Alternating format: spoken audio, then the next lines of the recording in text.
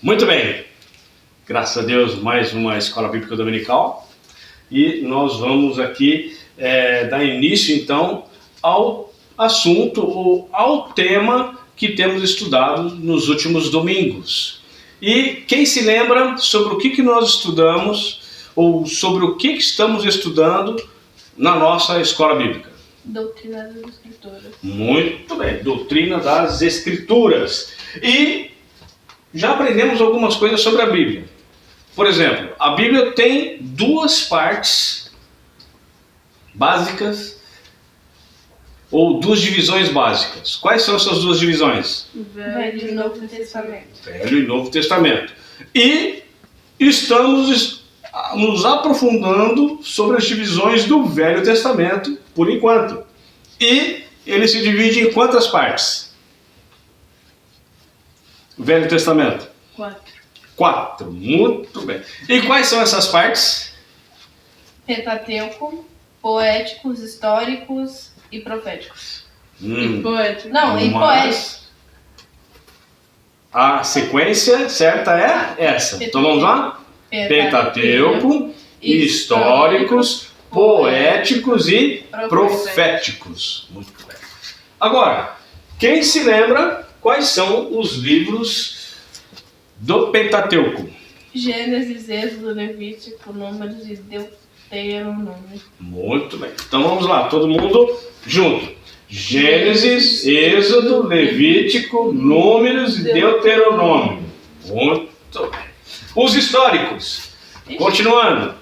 Josué, Juízes, Ruth, 1º e 2º Samuel, 1º e 2º Reis, 1º e 2º Crônicas, Esdras, Neemias, Esther e pronto. Depois de Esther vem qual? Jó. Jó é? Poético. Poéticos. Muito bem. Poéticos. Então, nós estamos fazendo esse estudo da doutrina das Escrituras e temos um objetivo. O objetivo é poder aí responder a duas perguntas. Alguém se lembra quais são essas duas perguntas? O que a Bíblia significa para você? Muito bem. E qual é a importância dela na sua vida? Exatamente. O que a Bíblia significa para você? E qual a importância dela para a sua vida? Então, você que está nos acompanhando pelo canal, vai poder nos acompanhar aqui nas nossas aulas da Escola Bíblica. E você, no final desse estudo sobre a doutrina das Escrituras, vai poder, então, responder essas duas perguntas. Amém? Então, vamos abrir nossas Bíblias no Salmo. Qual é o nosso texto base? Salmo 119, 105. Salmo 119, 105. Então vamos lá. Lâmpada para os meus pés é a tua palavra, e luz para o meu caminho. Bom, vamos fazer uma rápida recapitulação para a gente poder lembrar o que nós já estudamos na nossa EBD. Nós estudamos na primeira lição que a Bíblia é a verdade, que ela possui características de coisas que nós precisamos no nosso dia a dia. O que podemos dar como exemplo de coisas que nós precisamos no nosso dia a dia e que a Bíblia é caracterizada? Alimento. Que mais? Água. Mais alguma coisa? Força. Através do alimento nós temos força. E direção. Espada. Mas a gente precisa de espada durante o dia? No nosso dia a dia? Precisamos para vencer o mal. Muito bem. Depois, na segunda lição, nós estudamos que a Bíblia é a palavra de Deus. Existem 3 argumentos a respeito da Bíblia. Um é o correto, que a Bíblia é a palavra de Deus. O outro é que a Bíblia contém a palavra de Deus. E o terceiro é que ela se transforma na palavra de Deus. O correto é que ela é a pura palavra de Deus. Ela realmente é a palavra de Deus. Ela não se transforma. Ela não é um livro que se transforma. Ela não é um livro que só contém. Ela é a palavra de Deus. De Gênesis a Apocalipse. Do começo ao fim. Amém? Pela palavra de Deus, nós aprendemos também que ela foi escrita por homens inspirados por quem? Por Deus. E tudo que se trata de Deus, nós aprendemos por meio da onde? Da Bíblia. Por quê? A Bíblia é a palavra de Deus. Muito bem. E, por se tratar disso, sempre quando alguém vem ensinar alguma coisa, qual é a nossa pergunta? Isso está escrito na Bíblia. Exatamente. Isso está escrito na Bíblia? Ou onde isso está escrito? Terceira lição que nós aprendemos. A Bíblia é o padrão de Deus. Por ela ser o padrão de Deus, nós aprendemos que ela foi escrita para aperfeiçoar o homem para toda boa obra.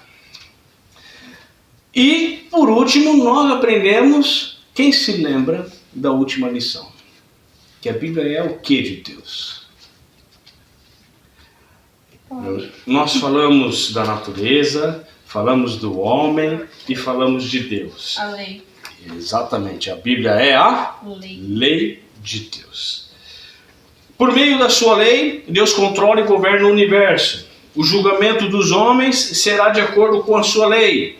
Também aprendemos que a salvação vem por meio da pregação do quê?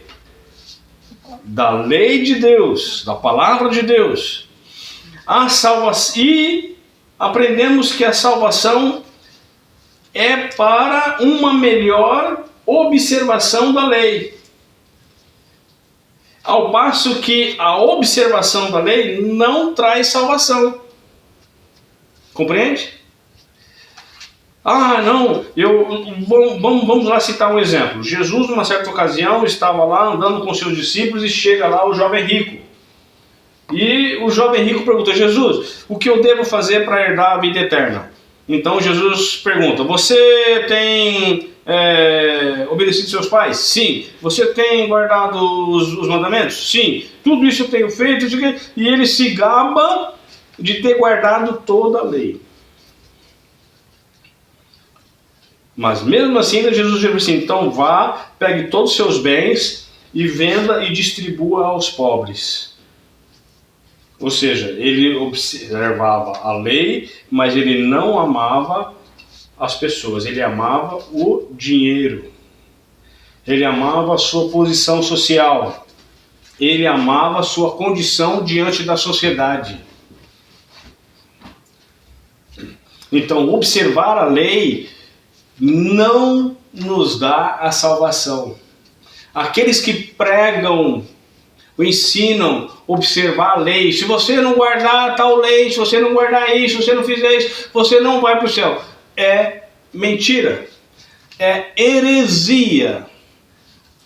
A salvação é para que possamos observar a lei de Deus. E não observar a lei de Deus seja para a salvação. Amém? Muito bem. O que mais nós aprendemos a respeito da lei de Deus? Aprendemos também que a lei de Deus, de duas coisas possíveis, pode fazer uma na vida do homem. Quem se lembra quais são essas coisas? Salvar e condenar. Salvar ou condenar. Outra coisa, que nosso dever é de obedecer à lei de Deus. É dever do crente. E é dever do homem obedecer à lei de Deus. Por isso que Deus estipulou a lei e colocou a sua lei no coração dos homens. Tanto que os homens criam as suas leis baseadas na lei que está no seu coração. Por exemplo, se uma pessoa mata outra lá fora, ela comete um homicídio e ela é levada a julgamento e ela tem que cumprir a pena. Mas essa lei não matarás veio de quem? De Deus. Deus é quem deu essa lei e colocou no coração do homem. Muito bem. E penúltimo, nós aprendemos a respeito da lei de Deus que o prazer do crente está onde? Na palavra. Na lei de Deus. Lembra de Salmo 1? E tem o seu prazer na lei do Senhor. Na sua lei, medita dia e noite. E por último, nós aprendemos que toda a lei de Deus se resume em 2 mandamentos. Quem se lembra quais são esses 2 mandamentos? Jesus foi confrontado pelos escribas e fariseus e perguntaram para ele, qual é o mandamento mais importante? Amarás o Senhor teu Deus com todo o teu coração e amar o próximo como a ti mesmo. Exatamente isso.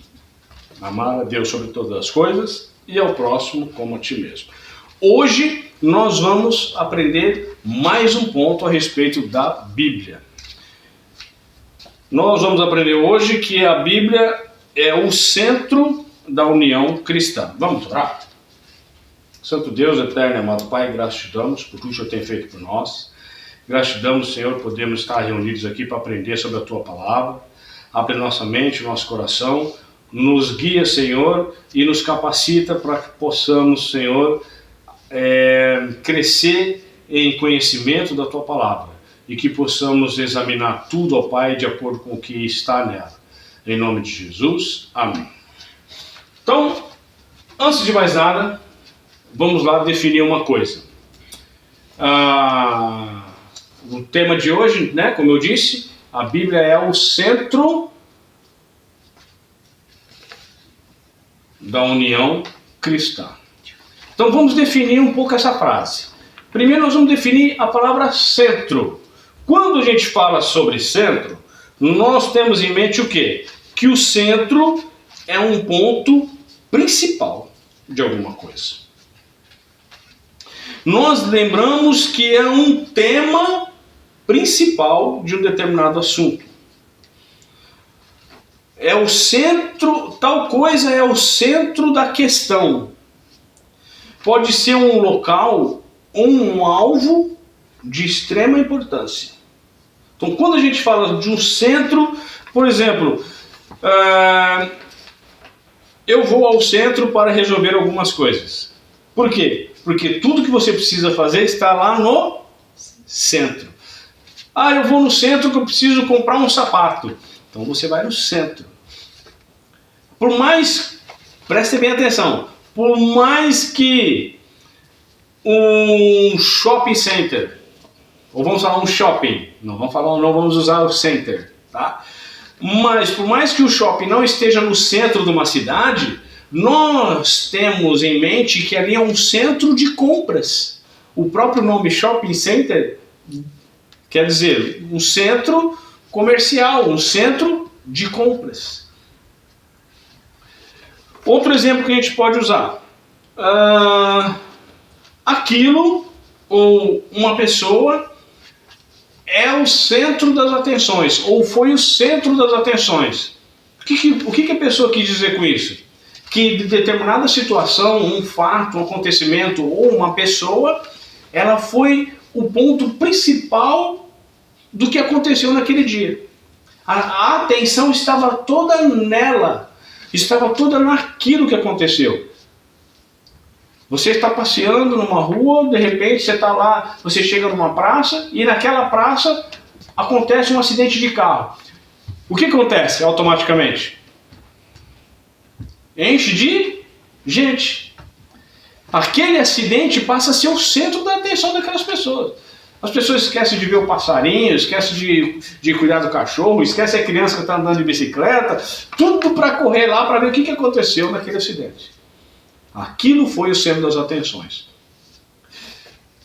Muito bem, então já temos aí a definição da palavra centro. Agora, união. Quando nós falamos de união, nós lembramos de algo para juntar, algo que junta, que está junto. Então, A união significa a associação ou combinação de elementos, organismos ou pessoas. E qual é o intuito da união? O intuito é formar um conjunto, ou uma massa, ou uma organização. Quando nós vamos fazer um bolo, nós unimos o quê? Ingredientes. Para formar o quê? Uma massa. Então, se tratando sobre a união cristã, nós temos, como por exemplo, biblicamente, uma coisa que Jesus instituiu, que Jesus fundou para ser essa união. O que é essa coisa?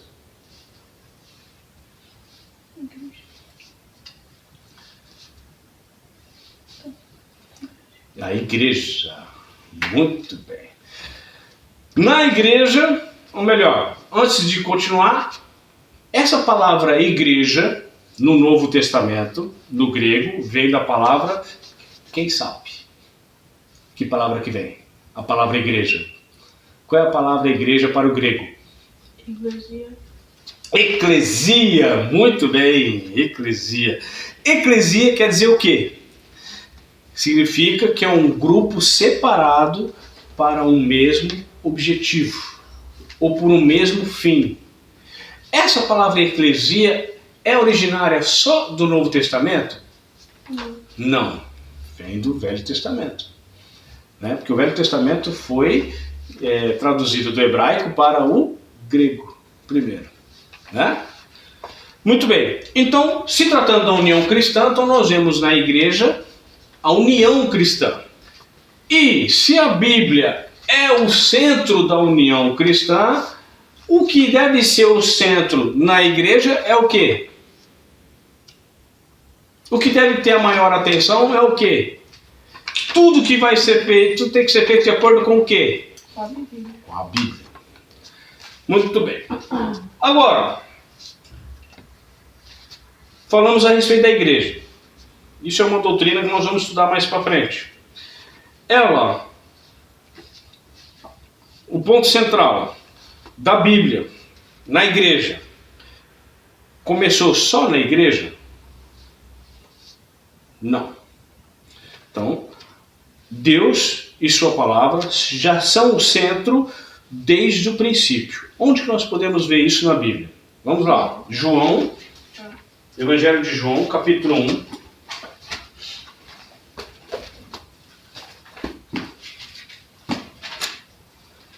João, para quem já quer aprender sobre os livros, né? João faz parte dos Evangelhos. É o quarto livro do Evangelho. João capítulo 1, versículo do 1 ao 3 diz assim: No princípio era o Verbo, e o Verbo estava com Deus, e o Verbo era Deus. Ele estava no princípio com Deus. Todas as coisas foram feitas por ele, e sem ele nada do que foi feito se fez. Algumas traduções, ao invés de colocar a palavra verbo, coloca a palavra palavra. No princípio era a palavra. Quem que é o verbo de Deus? Quem que é a palavra de Deus? Jesus.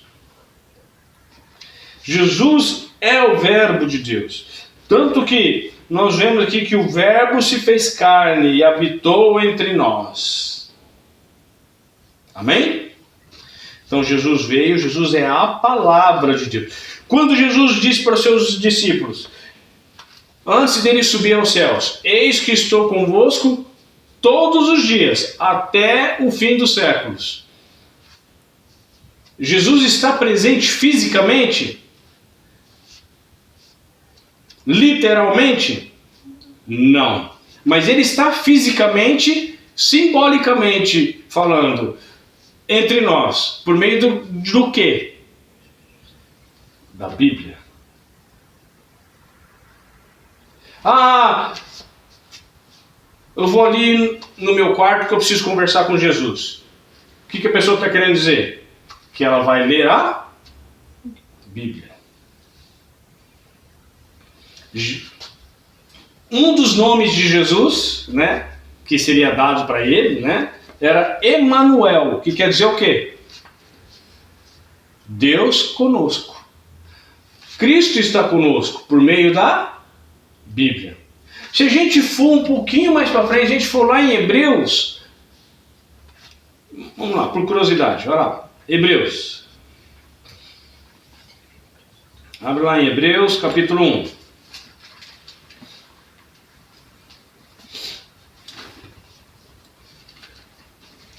Hebreus, capítulo 1, versículo 1.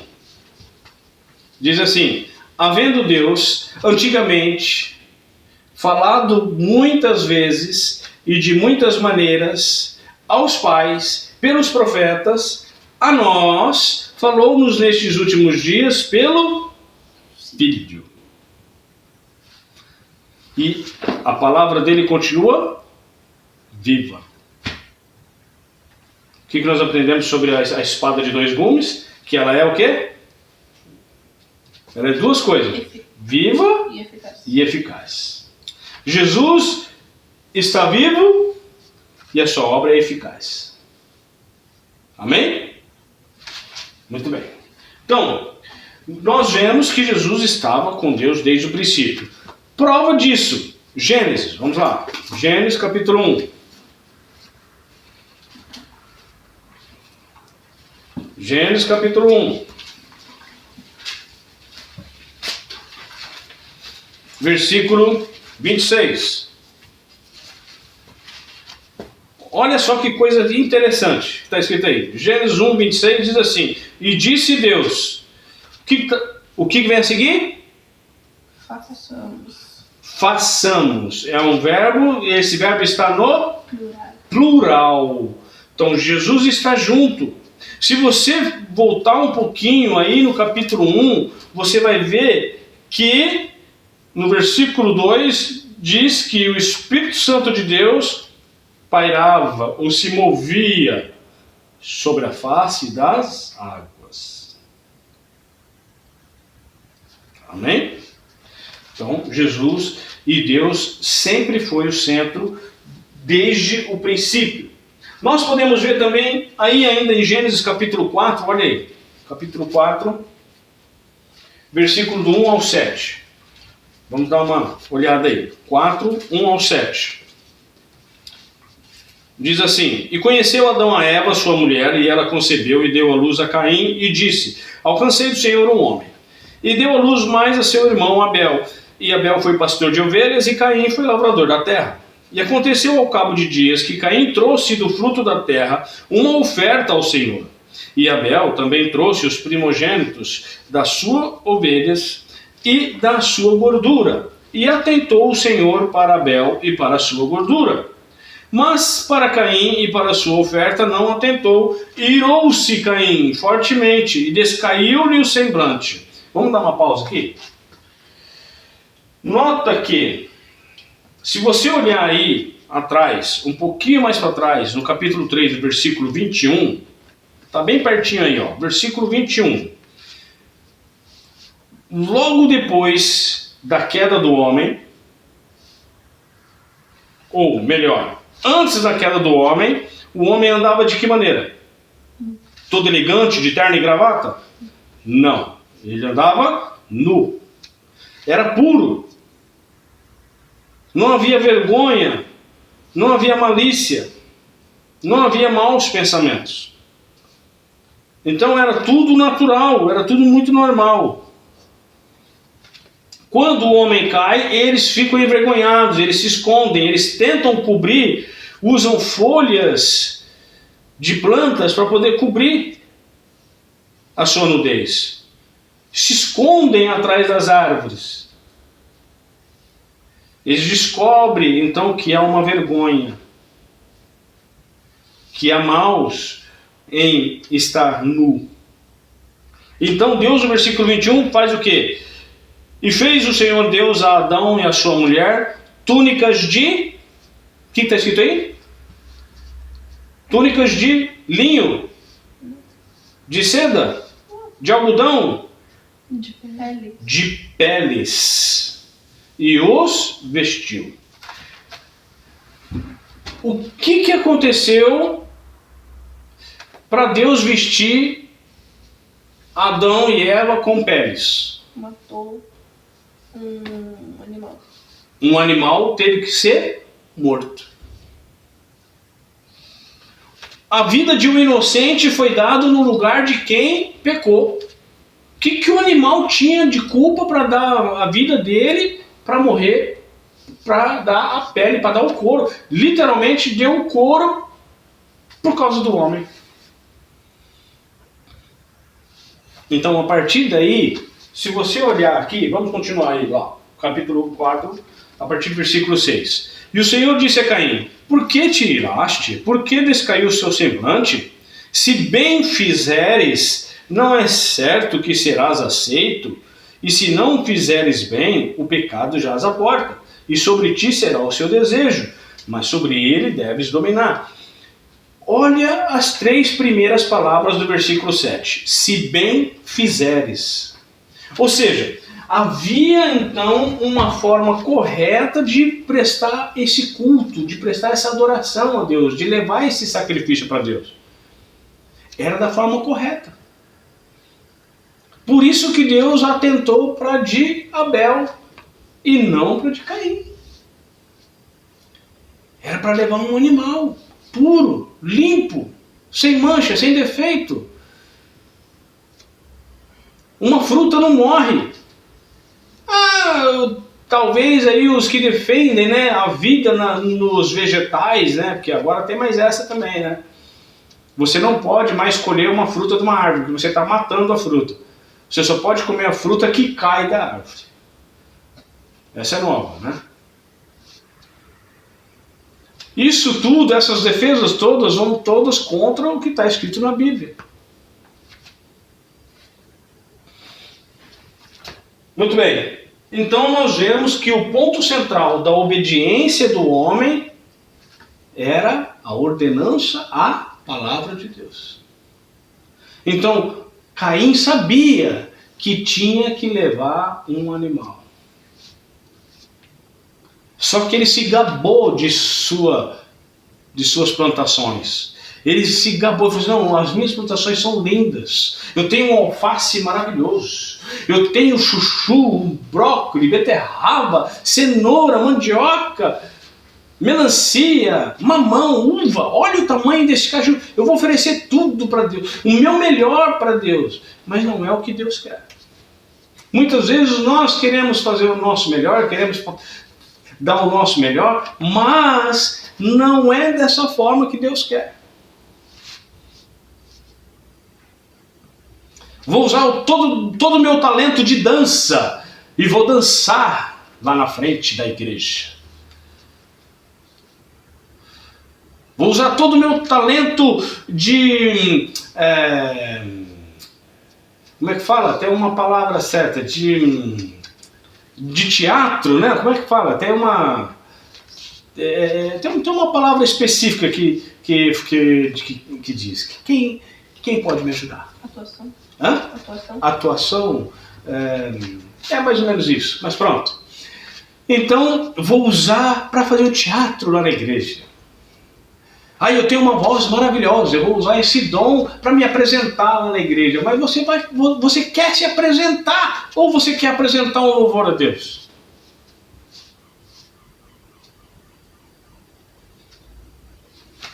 Então, Deus desde o princípio estava no centro de tudo. A lei de Deus.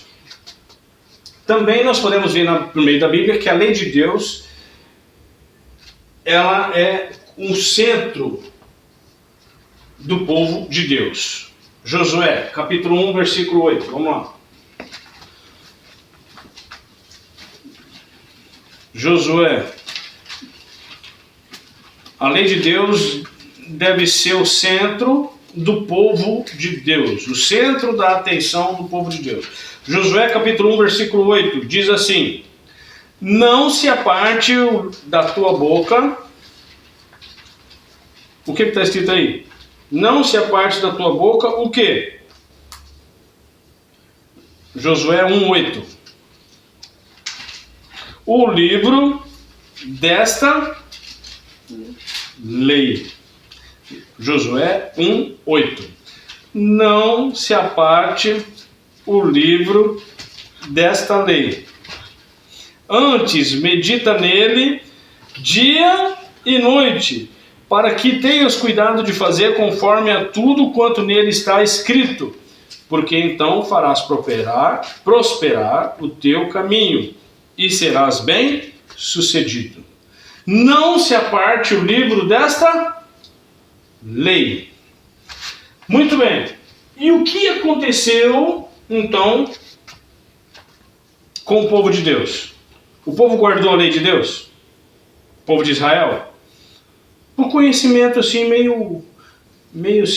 meio vago.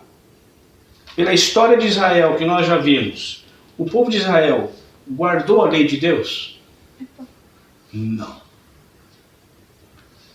Se afastou da lei de Deus. E nós temos registro bíblico a respeito disso. Jeremias 9. Jeremias, vamos lá. Abrindo lá, Jeremias. Você abre aí no meio da sua Bíblia, em Salmo, Provérbios, Eclesiastes, Cantar de Salomão. Depois vem Isaías. E depois de Isaías vem Jeremias. Vamos lá. Jeremias 9.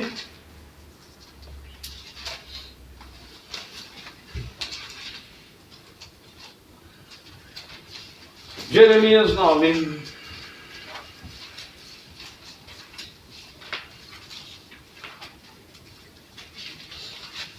(13 e 14). Quem achou? Diz amém. Quem não achou? Misericórdia. Jeremias 9, 13 e 14. Diz assim: E disse o Senhor: Por que deixaram a minha lei? Deixaram o quê? A minha lei. Que pus perante eles, e não deram ouvidos à minha voz, nem andaram nela. Antes andaram após o propósito do seu próprio coração, e após os Baalins, como lhes ensinaram seus pais. Andaram após o propósito do seu próprio coração. Seguiram o exemplo de quem? De quem que nós falamos agora há pouco? Que fez as coisas conforme o seu próprio coração? Caim. Né? E serviram outros deuses, como está escrito aqui, Baalins. Muito bem. Nós podemos ver também que a igreja primitiva, então já vimos duas coisas. Que Deus e a sua palavra sempre foi o centro de tudo, desde o princípio. Vimos também que era a ordenança de Deus, a palavra de Deus, a lei de Deus, ser o centro do povo de Deus. E agora nós vamos ver que a igreja primitiva também tinha a palavra de Deus como centro dela. Então, Atos 2, 42. Vamos lá. Atos 2. Mateus, Marcos, Lucas, João, Atos. Então, depois de João, vem Atos. Atos 2, 42.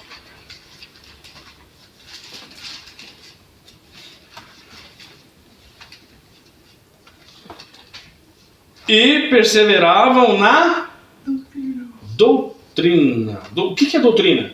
É ensino. De quem? Dos apóstolos. E na comunhão, e no partir do pão, e nas orações. Então, a primeira coisa que eles perseveravam era na doutrina, era no ensino dos apóstolos. Mas os apóstolos ensinavam o quê?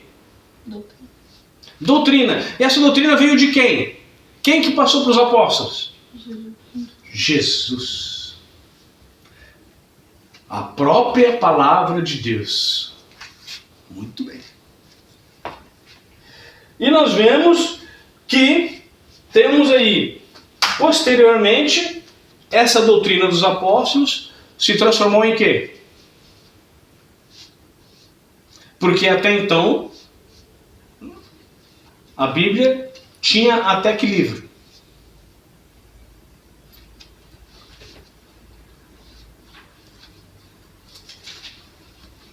No tempo de Jesus e dos apóstolos, a Bíblia tinha até que livro? Velho Testamento só. Era o Velho Testamento. E o Velho Testamento termina em qual livro? Malaquias. Malaquias. Muito bem. Muito bem. E posteriormente, essa doutrina dos apóstolos se transformou no quê? No Novo Testamento. Você quer saber qual é a doutrina que a igreja mantinha como centro da sua atenção? Lê o Novo Testamento. Nós também temos uma curiosidade aqui no livro de Atos. Lá, no capítulo 17 do livro de Atos, nós vemos que tanto que a igreja levava a sério a respeito da Bíblia como centro de sua vida, que lá numa cidade chamada Bereia, presta atenção, hein? Lá numa cidade chamada Bereia, havia uns irmãos, uns crentes, que quando alguém ia pregar, quando alguém ia ensinar alguma coisa sobre Deus, sobre Jesus, eles iam lá e examinavam lá na Bíblia para ver se aquilo era realmente verdade. Atos 17, 11. Ora, estes foram os mais nobres do que os que estavam em Tessalônica, porque de bom grado receberam a palavra, examinando cada dia nas Escrituras, se essas coisas eram assim. Então, eles foram chamados de mais excelentes.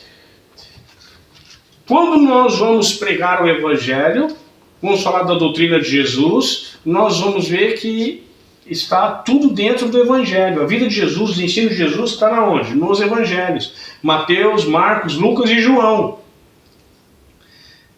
E o Evangelho está onde? No O Novo Testamento está onde? Bíblia. Na Bíblia. A Bíblia é o quê? A palavra de Deus. É a palavra de Deus. Amém? Muito bem. E Jesus chamou a Bíblia, o Velho Testamento de quê? Quem se lembra? A lei e os profetas. A lei e os profetas. Muito bem. Outro ponto. A Bíblia, a palavra de Deus, é o centro da pregação do Evangelho da Salvação. Isso nós vemos até o ponto em que o apóstolo Paulo, ele fala que ele não tem vergonha do Evangelho. Romanos 1,16, está bem pertinho aí, rapidinho, só para a gente confirmar, né? Se é verdade mesmo que eu estou falando. Romanos 1,16, Paulo fala: porque não me envergonho do Evangelho de Cristo, pois é o poder de Deus para a salvação de todo aquele que crê, primeiro do judeu e também do grego. Então Paulo coloca o Evangelho como principal, o ponto central da pregação do Evangelho para a salvação. 1 Pedro, capítulo 1, no versículo 12, o apóstolo Pedro ele faz um desfecho a respeito da salvação. Ele faz um desfecho a respeito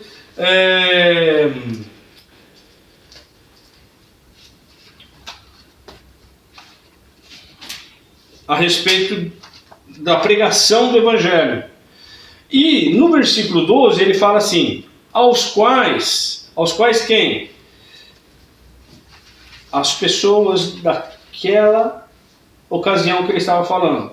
Foi revelado que, não para si mesmo, mas para nós, eles ministravam essas coisas que agora vos foram anunciadas. Eles ministravam. Quem que ministrava? Pedro fala aqui antes. Os profetas do Velho Testamento. Se você vê aí o versículo 10, Pedro fala: da qual salvação inquiriram e trataram diligentemente os profetas. Então, os profetas, eles pregaram o Evangelho, mas não chegaram a ver o Evangelho, que era Cristo. Não chegaram a receber o Evangelho da forma em que os apóstolos receberam e transmitiram. E olha só que coisa interessante, que pelo Espírito Santo enviado do céu vos pregaram o Evangelho, para as quais coisas os anjos desejam bem atentar. Você sabia que toda vez que você prega o Evangelho, toda vez que você fala a verdade de Cristo, ou quando a igreja está reunida para ensinar a verdade, os anjos estão presentes, prestando atenção? Os anjos aprendem Por que os anjos não pregam o evangelho?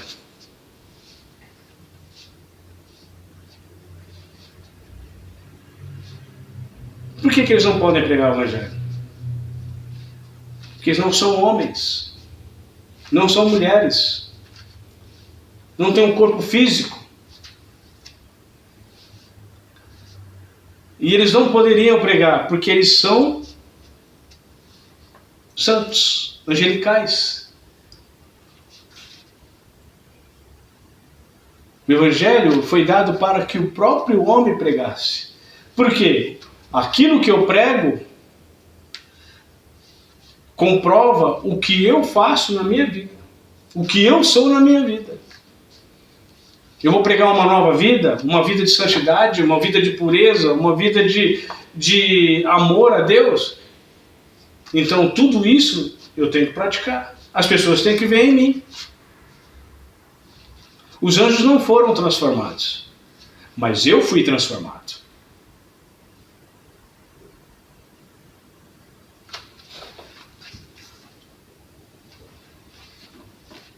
Também podemos ver na Bíblia que ela, como sendo o centro de tudo, da igreja, também ela tem que ser abundante na vida do crente. Colossenses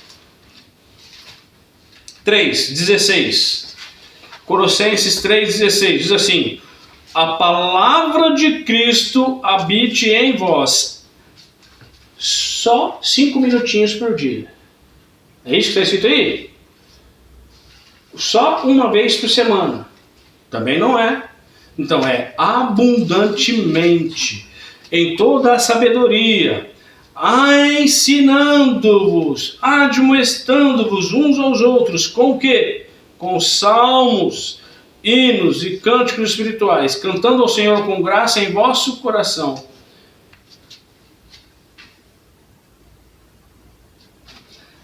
Então, deve ser abundante na nossa vida. E por último, tudo que é ensinado tem que ser de acordo com a palavra. Ela é o centro, o ensino da igreja, o ensino da escola bíblica, o ensino do crente, o ensino do pastor, o ensino do evangelista.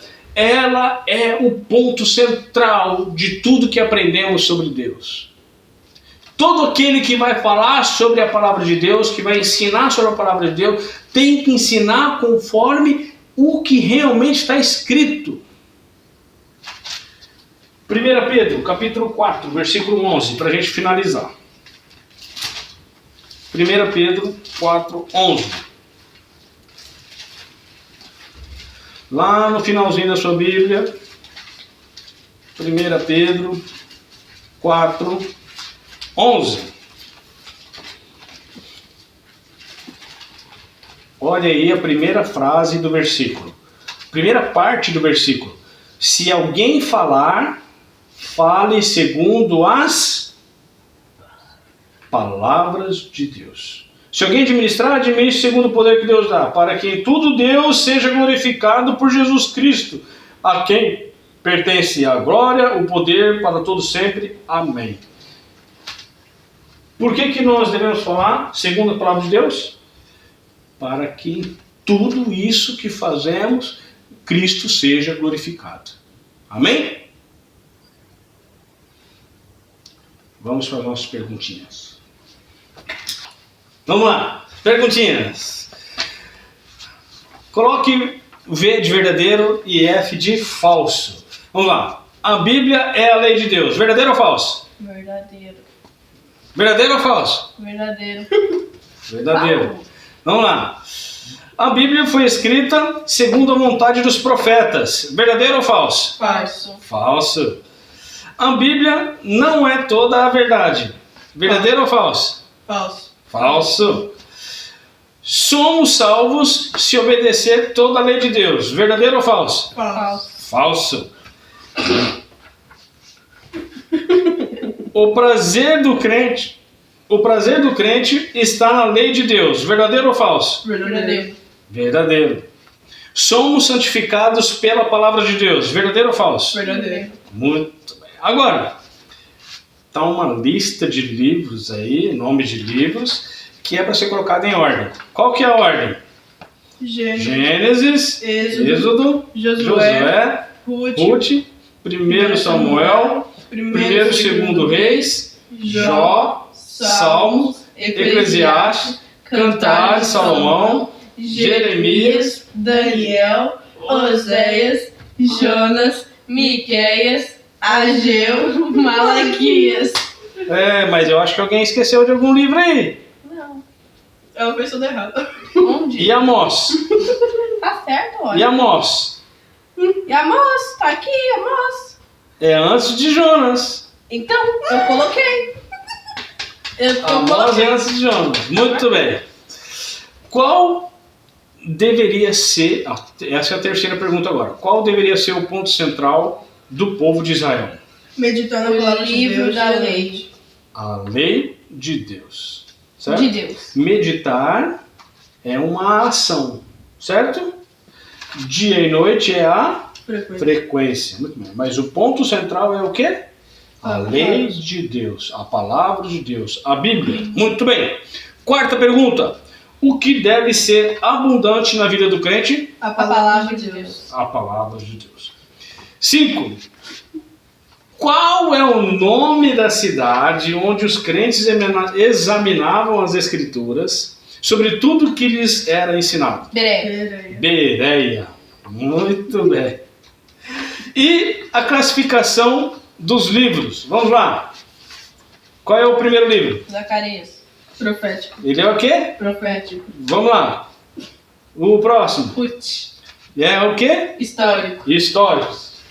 Depois? Segundo Crônicas, históricos. Históricos. Vamos lá. Gênesis, Pentateuco. Muito bem. Profético. Claro.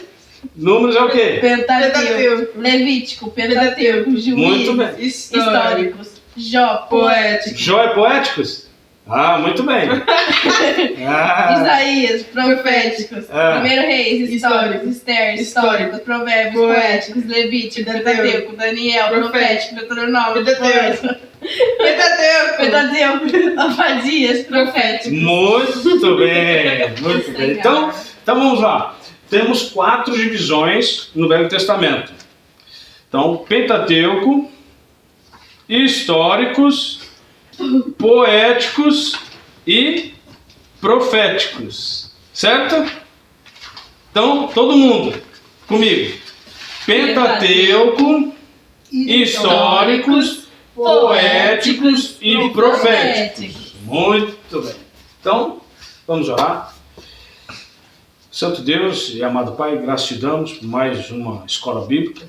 Te agradecemos por ter, ó Pai, a oportunidade e a honra e a bênção de ter a Tua palavra como ponto central de tudo que aprendemos sobre Ti. Ser conosco para que possamos continuar firmes, ó Pai, na Tua palavra, abundantemente. Em nome de Jesus. Amém. Amém. Que Deus os abençoe.